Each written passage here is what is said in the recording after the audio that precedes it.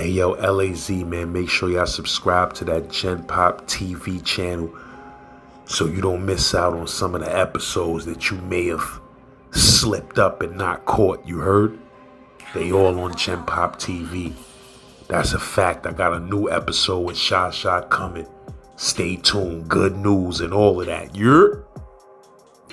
Yeah, man, make sure y'all also check that episode with the bro Capone from Capone and Noriega on the channel telling his Jersey jail stories. A lot of y'all dudes was slacking and y'all ain't see that joint.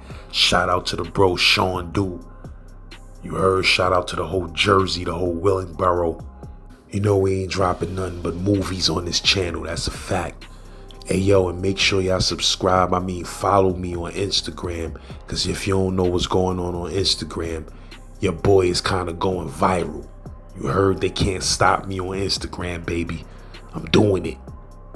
Make sure y'all follow me so you don't miss no exclusives, because I'm dropping stuff on my Instagram page that ain't on nothing else. You heard? So get at me, Z-Lord. And yo, shout out to the bro Duran. You heard? South Bronx. Now I mean, this is another movie from the bro. I got another one coming. That's a fact. Stay tuned. You heard? Z-Man, Suicide Polo with the Ski Man running around the hood like He-Man. Let's get it. A porter on the other company, on the other side of the A block, was a camionero. So the TV came up missing. Police acted like the porter must have took it. So the mob, the Brooklyn mob, was like, what? Nah, that ain't going down like that. You ain't gonna take my man's TV. He's supposed to give that to me. You know, it was like one dude in the Brooklyn mob talking about he was supposed to get the TV. Brooklyn mob, that was called the Brooklyn mob. Yo, they were strong, very strong.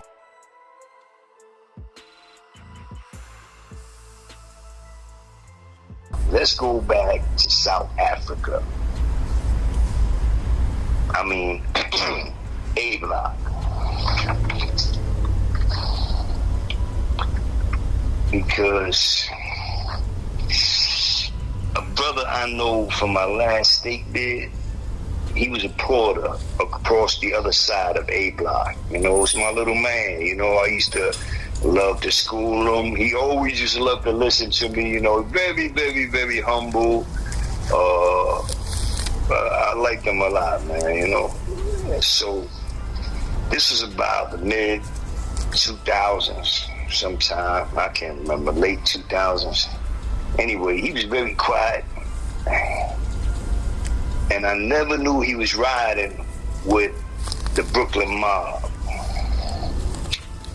I never knew that. Now, I knew the Brooklyn mob was strong, but I didn't know he was riding with them, because he's very humble, you know, very quiet dude. I seen him with a few, you know, shooters. I definitely seen him with them. But I figure, you know, he's from Brooklyn, they from Brooklyn, you know, so I never really took it like he was down with, you know, a serious mob. But anyway, that changed one day. When a female CO locked his ass up for flashing on her. She said he was flashing on her during the count. I don't think I gotta say too much more than that. This is Attica, A block. Boy got stomped out. The COs put it on him. They put it on him. You know, it was like one of them real beat downs. And she was I always liked her. I don't remember her name right now. I probably do, maybe Miss B or something like that. And she was a nice lady, very nice, very humble, very sweetie. I gotta be straight up with you. I would never expect her to say something like that about anybody. I hope, I don't know if she would lie like that. But anyway, he got stomped out real bad by the COs. And after the smoke cleared, you know, after all the smoke cleared, his TV was stolen. Somehow his TV came up missing right before my first parole board, 2009. My transfer to a medium was granted, and I was leaving in the next 10 days. I spoke to both parties. I was absolutely 99% sure the beef was dead. And I've been doing shit like this my whole bid. I always went out there and stopped some kind of beef. This was a bigger one than normal, but I still knew both parties involved, and I couldn't watch them go at it. So anyway, when they assured me that everything was good, I felt better, and I went back up to my cell ready to eat. So as I'm there in my cell, I'm watching the porter. I'm observing the movement on the company. Now remember, I already told you they told me it's dead. I even spoke to my cook. I asked him, are you sure, absolutely positively sure that it's dead? And he told me absolutely positively sure it's dead. Therefore, I could finish cooking the meal and not go out to the yard with him. See, he convinced me not to go out to the yard by cooking the rest of the meal and telling me the beef is dead. So I'm feeling good, but at the same time, I'm wondering why the porter is moving around the way he is. So I think it was my boy that asked me to send him a cigarette. Something. I don't know. But when I sent it to him, I noticed the way the porter grabbed it. You know, the way he took it down, the way it just hit me, man. Something hit me that I just wasn't feeling proper about our conversation in the yard. It just seemed like it wasn't for sure anymore. So I started being a little bit more alert. I tried to tell the porter to go up there and tell him I want to put down for the yard. The CO skipped me real fast. You know, I'm trying to go out there now. But I don't know what happened. So now they go out. Okay, this is what happened. Before they go out, I make a last power move. I make a power move. I write a kite. It goes 4 cells down, 5 cells down, I can't remember. But I write a kite, a serious kite, and I put it in the porter's hands, who I know is his man. That's his man. They brothers. They both down in the same mob. You understand me? So I put it in hands. I'm letting them know, yo, take this to homeboy. And tell him, make sure he reads it. So I wrote down in the kite, I said, look, y'all dudes gonna be laughed at. When this is over, all the COs gonna be laughing at all of y'all. I bet you the COs got the TV.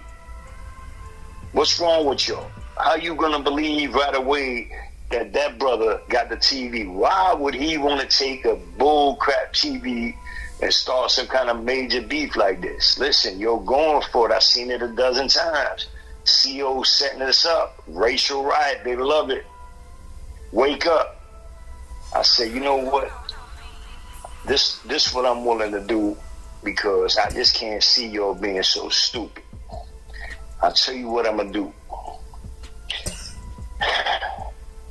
When my gate cracks for wreck, or not for wreck, it was something else. I told him the next time my gate cracks, whether it be for wreck or whatever, that this was my promise to him. I said, look, and you come out with me. I told him he'd have to come out with me because I want him to be a witness to how I'm gonna put it on as many blue shirts as possible. And all he got to do is the same thing. But I'm going to go first. I'm not telling him to go first. I'm going to tell him, wait till I do it, and then you go next. But why should everybody be fighting out there over this? Bullcrap. 1 TV. Let's get 5 TVs. I can buy 5 TVs tomorrow. It's ridiculous. So principal, whatever. All right, anyway, my point is that I told him, make sure you come back, man, with an answer. So he went down there and he took the kite down there.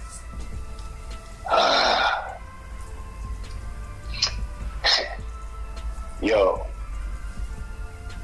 I'm just gonna say, man, I could imagine how he was shaking inside of his cell when he read what I was willing to do. And what not alone, he gonna have to follow me. See, I'm not just gonna do this like a fool. You gonna do exactly what I do. And it's just gonna be me and you going to the box, not the whole yard. So, because I can't stand to see how the CO's gonna be laughing after this is all over. So, anyway, he never did answer the kite. Never, ever cut me. And there was plenty of time for the yard. It was about at least 45 minutes before the yard, and never got an answer. And I also didn't really see the porter too much after that. To be able to press him a little, maybe to ask him, go over there, ask him, what's up. But he never answered, and I never got the kite back. I never got a response. I know that the bell rang for the yard, and my shit didn't open. So I didn't, like I said, I put down late, tried to put down. But anyway, they go out to the yard. Remember, I wasn't supposed to go out anyway. I'm supposed to be cooking anyway. That's the deal. I went out there, did my work in the early day, in the early wreck, put my work in to stop the beef. You know what I'm saying? I'm exhausted. That shit ain't easy. You know what I mean? You can't just say, stop the beef. You can't just do that. It's a whole lot of, I don't want to call it politics, because I'm not a politician, but it's a whole lot of debating. There's a whole lot of ego. There's a whole lot of egos to soothe. Yeah, exactly. Exactly. There you go. You have to soothe some egos. So, and it's not easy to do if you don't feel that a person deserves it, but you do it anyway to stop a beef. You understand what I'm saying? You ain't just gonna always do it, but you might do it regardless if the dude deserves those kind of props. You don't care about how he's feeling. You don't care that you're boosting up his ego. You don't care that you gassing it up for him. You just care about ending the beef. Mm-hmm. That's what you mean. Right? Yep. Okay. So anyway, getting back to that situation, the whole yard was going crazy. I could see the yard from my window. I've never seen anything like this. Never. I mean, I've been in a lot of spots, but you don't have windows, front row seats, I might be in the yard when shit is jumping off. I can't see all the action, the way it's going down. 5 over here, 4 over there, 6 over here, 3 chasing 1 over there, 2 in the corner over here. And then finally, for whatever reason, my gaze focused. It just stayed focused on something. It just focused on something. It focused on a serious, I guess I could feel the violence, through the windows. Because, the windows be cracked. I guess I could feel the energy. Because I was drawn to just stare at something over there. It was by the handball courts. It was by the handball courts, and I seen it all. I seen one dude who was the porter that I was telling you about, my porter. He was also a boxer, by the way. So he ended up snuffing my cook. Listen, I'll tell you what. Let me tell you the story first. Then I'm gonna tell you who was involved. So I'm looking at something going on out there. And it's looking vicious. I seen a dude get knocked out, kicked, stomped on, and then a dude spit out and ripped him back and forth, like he was playing tennis. Zah, zah, zah, zah. But I mean, lifting him up. So I thought, I mean, the dude wasn't moving. You know, like when he was getting ripped, he's not moving at all. So that was in my eyes, it looked like he was dead. I can't lie to you. It looked like he was dead. I mean, there was no way that dude was alive because he wasn't moving.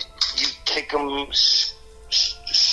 rip him with the razor, and he just stayed there. So anyway, of course, after a while, the COs threw the gas or whatever, told everybody get against the wall. Everybody got against the wall, and this dude, the same dude that was tearing up my cook, got off the wall, spit out again. Why? Made sure he hit him about 4 more times, ripped him in the face. Why? It was like crazy. It was like little Chucky out there. I mean, I can't even describe the many rips that he was. It was just crazy. So, and I'll tell you how bad it was. I didn't recognize my cook. I thought it was a brother that was on the floor getting ripped. His face was so dark.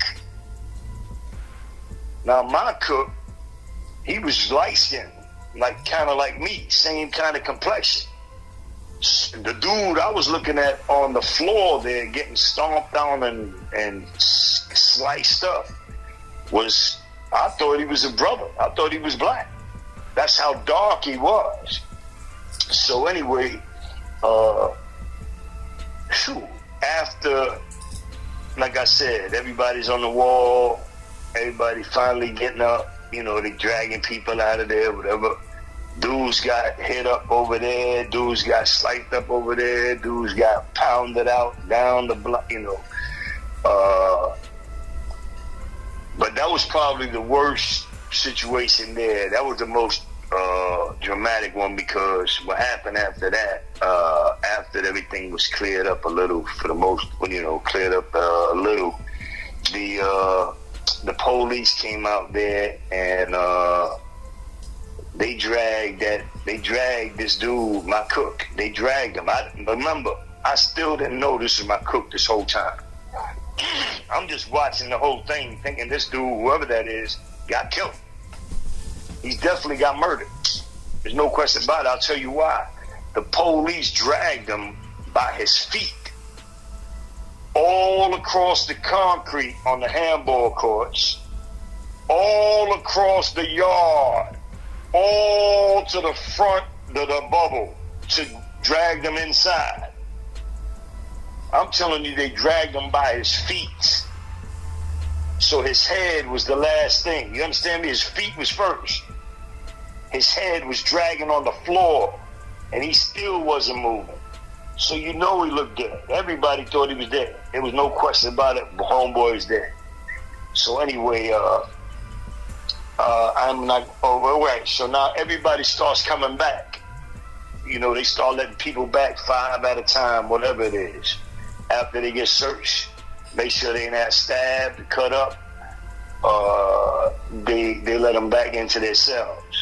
So everybody started coming back, and I was waiting. You know, like, where's my man? You know, where's my cook at? I don't want to call him my cook, man. That was my man, you know. But he just used to cook most of the time. But I was wondering how come they never said, you know. So I finally said, damn, let me ask somebody, you know. And shit, they told me, man, that was him, that on the handball courts. So I was devastated. I can't lie. I was shit. I don't know, man. I never forgot that, because I was watching out the window.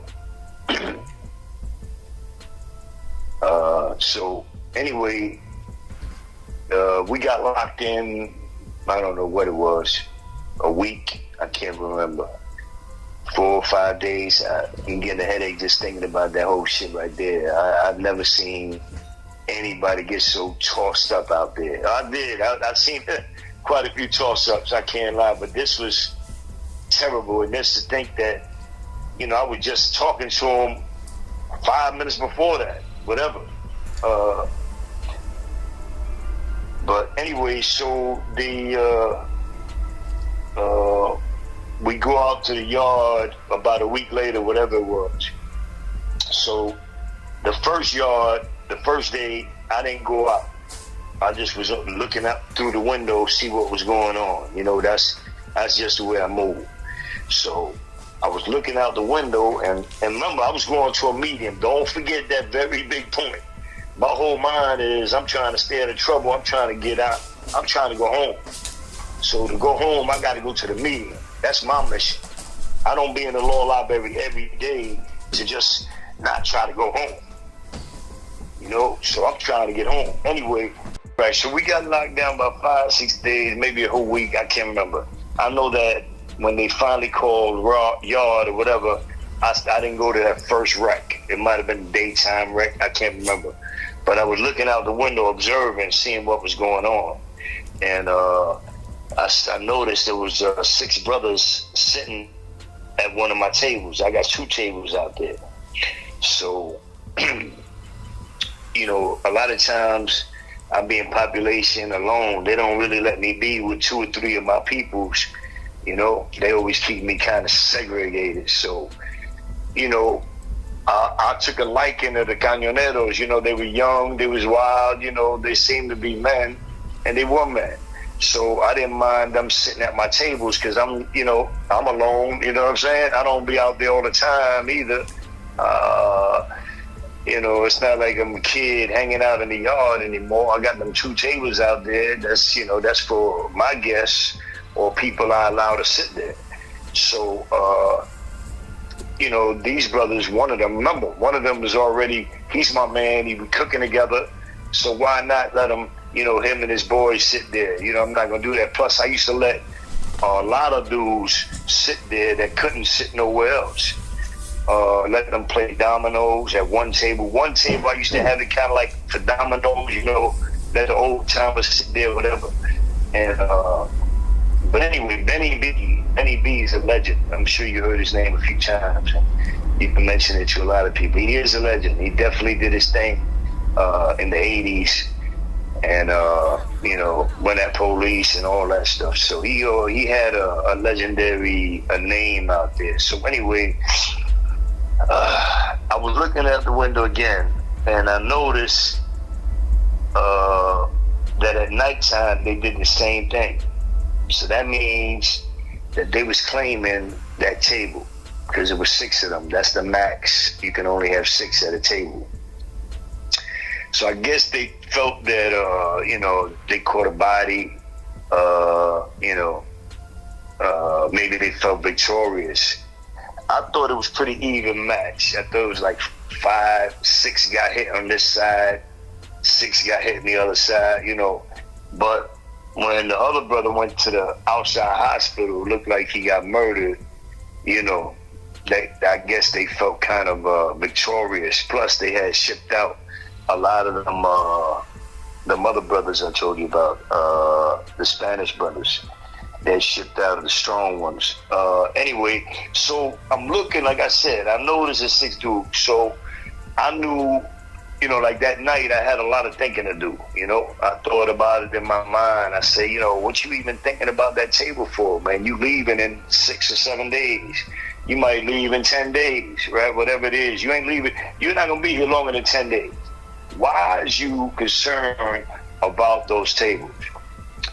So I had to sit down and think, like, damn, you did this whole bid like a gorilla. You're a silverback. Now, you got 2 tables out there, and everybody knows those are your 2 tables. So if you don't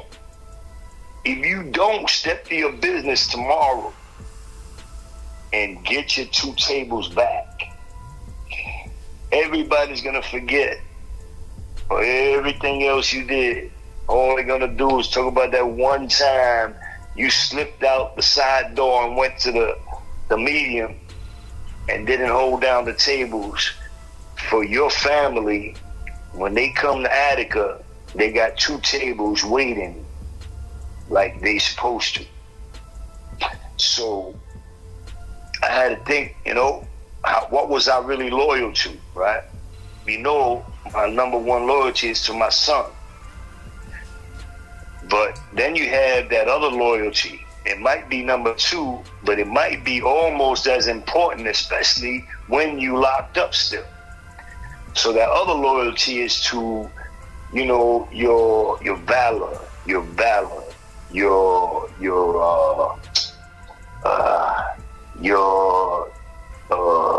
bedrock principle, your principles, your morals. So I said to myself, you know what? I'm gonna go out there, take them 2 tables back, and if I blow it and don't make the first board, it's something I'm gonna have to live with. But what I can't live with is going to that medium and getting in trouble again, because it won't be the first time I went to a medium and got back in trouble and went back to a max. So I had to think, listen, there's 2 reasons for you to go out there and get them tables. First of all, you gotta have the loyalty to your family and make sure when they get here, they know you left them the tables. And 2 is, you got nothing to lose and everything to gain. There's no real shot that you're gonna make the first board anyway. These people don't really want to let you go, man. Stop fooling yourself. So I went out there, and this ain't funny, but this is something interesting, I think. So I goes out there, and I don't go right to my tables. You understand me? I have to go and prepare myself in many ways before I go to get my tables. So, let's see how I can put this. All right, so what I will say is this. I had such loyalty with some brothers. I'm going to say black brothers just to be clear, because I can say brothers, you might think in Spanish. Just to be clear. Loyalty, such loyalty that, like I told you, it was 6 brothers at my table, black brothers. And they was from the Brooklyn mob. Now, this is a true story. And so I'm going to name the cliques. And so they was younger. They wasn't the OGs of the mob, but they were the young shooters, right? So I guess they did their thing the night, the week before, whatever, they feeling all kind, got their chest out, you know what I'm saying? So I understood that, because I've been there, but I stood exactly on the opposite side of the yard. They was around third base, my table was on third base, and I was on the other side of the yard by the windows, all the way by the A block windows. So, but I talked to my man right away. I let him know, I'm not gonna say his name, but I told him, get something to me. And he went right away, asked me why, whatever. After he blessed me, he asked me what was going on. I said, come on, man, you know what's going on. These dudes over here think, they trying to make a move on my tables, man. Those are my tables. I don't know what they thinking, but, I gotta go. And this matter of fact, he said, yo, brother, please, man, I know what you're gonna do. But I'm gonna ask you, man, just like I'm putting this in your hands, because I'm loyal to you. You know what I'm saying? I'm not gonna leave you empty-handed. But I'm gonna tell you this. I want one shot, just to tell them whatever you want me to tell them. Don't give them the message. Let me give them the message. And then, you're going to be right there. So if something jumps off, you basically going to hear it. And you're going to know by the body language, because you're going to be 10 feet away. So what I went over there. I said, this is what I want you to tell them then, yo. You do me a favor, right? You let them know, I understand that they saw them other dudes used to be sitting at my tables, but they always been my tables. I just used to let them sit there. So, if they want my tables, let them know they gonna have to kill me. And he said, yo, I'm telling him right now. And he went over there, and I could tell him, and I said, yo, you make sure you tell him exactly what I said. Don't change nothing. Don't put no sugar, nothing, in nothing. So when he told him that shit, I was like, I'm just like 8 feet away, you know, like 10, I'm just right out of reach. You know what I mean? Because I got 2 tables. So I'm by one table, they at the other table. So everybody know that ain't really that far. So, and I'm not on the other side of the table either. I'm on this side of the table, right there. So when he told him that, I could see he told him exactly what I said, because the way they looked at me. So when they looked at me, I looked down at my, you know, let them, like, you know, lift my shirt a little, you know, let them know I mean business. You're gonna have to take mine. You're gonna have to kill me for mine. I'm not, you can't take nothing from me. And both tables are mine. And I was alone, man. I remember, I'll tell you something strange about that story. And I'm gonna tell you the dude's name, because that's some clown shit he did. All right, so I took the tables back. I told you. I forgot. When they looked at me, right? They looked at me. I showed them I meant business. They all just got up and left. They went the other way. They didn't even walk past me. So they just left the table, right? Now that don't mean I was victorious, because I still got to come out tonight. But this was the funny part about that story. Benny B used to love my courts because he could stay there and sunny bathe right there on third base and catch the sun, you know, take his shirt off and feel real safe like he was on the beach. He didn't have to watch his back because, you know, my tables are right there. Ain't nobody gonna fuck with him. So do you know that he was pushing me like, yo, what you waiting for, man? What you waiting for, man? Yo, them dudes at the table, man, tell them to get out of there. I'm looking at this dude like, yo, I couldn't believe he was acting like that, man, because he don't know come on, man. I'm a general. I've been doing this. I mean, I'm the one that's been holding down them tables, not you. How you gonna now try to gas me up and tell me how to move to get something that's mine? So anyway, when he did that, I just ignored him. You know, he didn't push me 5 minutes faster than I planned to do anything. So he just finally just rolled away, like, you know, just said, damn, he ain't even paying me no mind. But I want to tell that story, man, because if I would have listened to that old timer, like some dudes do, you listen to the wrong old timer, he'll push you to do something that, first of all, he wouldn't do himself. You know why? Because Benny B didn't come out at nighttime. So he was pushing me to do something he wasn't going to have to deal with tonight.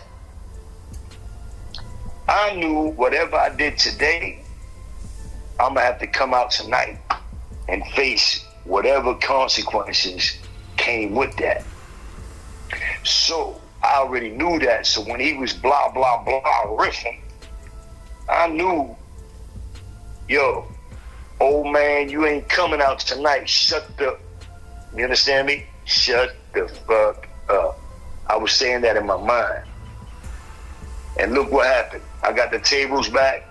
I let a couple of dudes sit. Now this dude, check this out. I even let Boxing Mo sit down at the tables. Like, you know,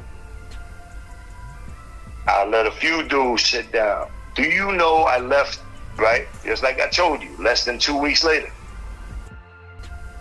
Listen, I was willing to get a new charge. I was like, that's how devoted I was to to stopping racial beefs. I really couldn't stand it. I couldn't stand it, especially because I knew the police stirred it up. I had a feeling that they took the TV because I just knew that the brother did not take it. So that was one of the things that really devastated me, to watch that out the window, man, you know? So now here's the strange thing, you know, just to show you how jail life is. Now you see what I was willing to do to stop that.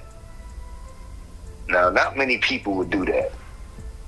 But let me tell you what kind of story, and I would say, I never heard this story, but I would have put it past them.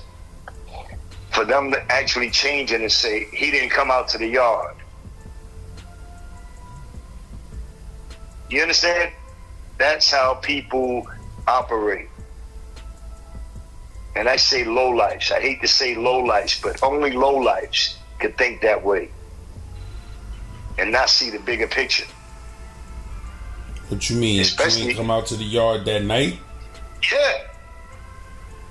I told you how it went down. The brother told me, please don't come out. It's over.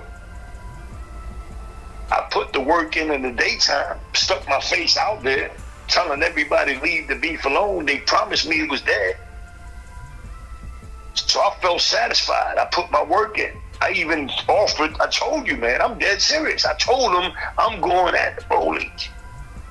Win my great cracks. You come with me. Follow my lead. Because I can't stand to see them laughing at you when this beef is over.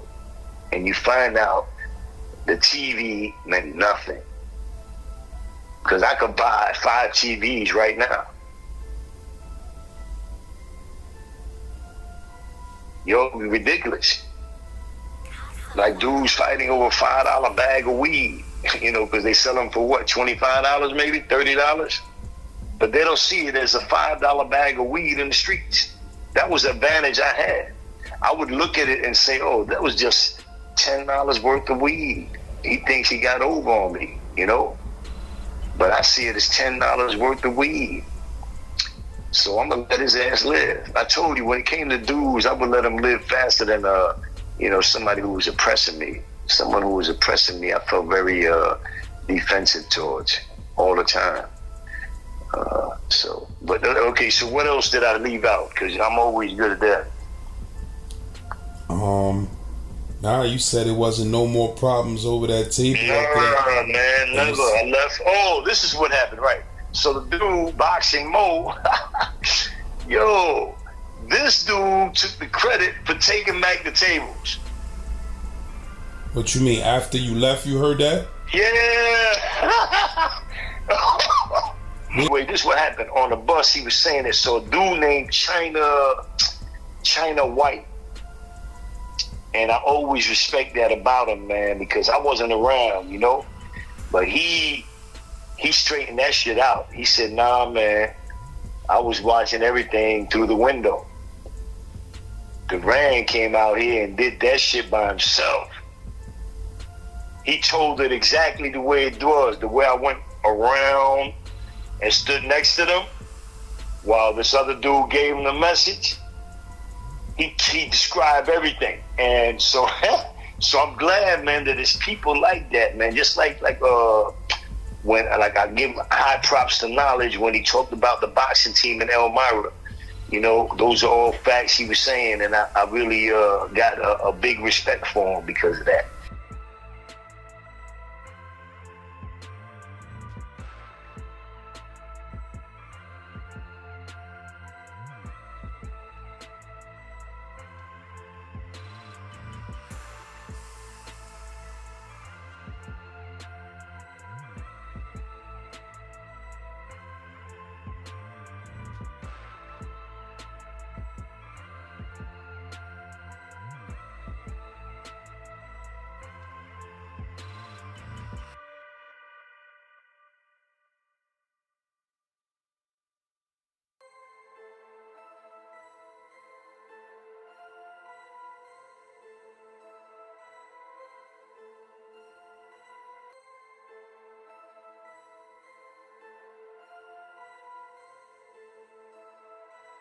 Casa one on the beat.